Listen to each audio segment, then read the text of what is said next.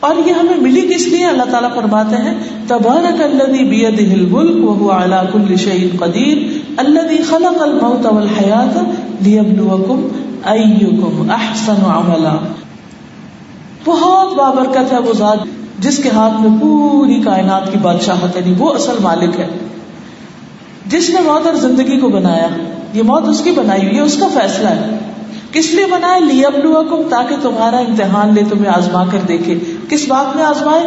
ایکم احسن عملا، کہ تم میں سب سے اچھے کام کس کے، سب سے اچھا پیپر کس کا، سب سے اچھی پرفارمنس کس کی، سب سے زیادہ نیکیاں کس نے کمائی. ہم میں سے ہر ایک سے یہ دیکھا جا رہا ہے.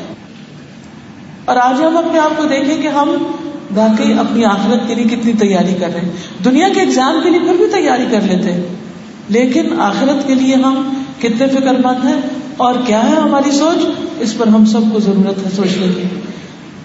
پھر آپ دیکھیے جس کو ہم کہتے ہیں نا موت آئے گی، یہ کوئی معمولی بات نہیں ہے. جو موت کا مرحلہ ہے وہ بڑا سخت مرحلہ ہے.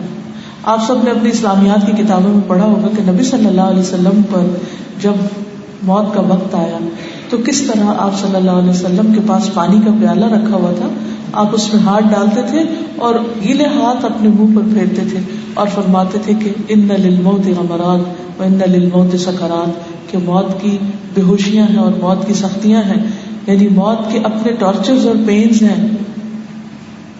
تو موت کا مرحلہ بہت مشکل مرحلہ ہے. انسان کے جسم کے ایک ایک بال سے، ایک ایک کھال کے حصے سے روح نکلتی، وہ اس کے اندر گدھی ہوئی ہے. اب دیکھیں کہ اگر کوئی ایک بال آپ کا کھینچے تو کیسی درد ہوتی، تو کہا یہ کہ پورے جسم کی ایک ایک رگ سے اس کو ہٹا ہٹا کے اس میں سے جان نکل رہی ہوتی. تو اس لیے موت جو ہے وہ آسان نہیں ہے، ایک بہت ہی مشکل وقت ہے، اور اس کے لیے ہمیں تیاری کرتے رہنا چاہیے، اس کی فکر کرنی چاہیے.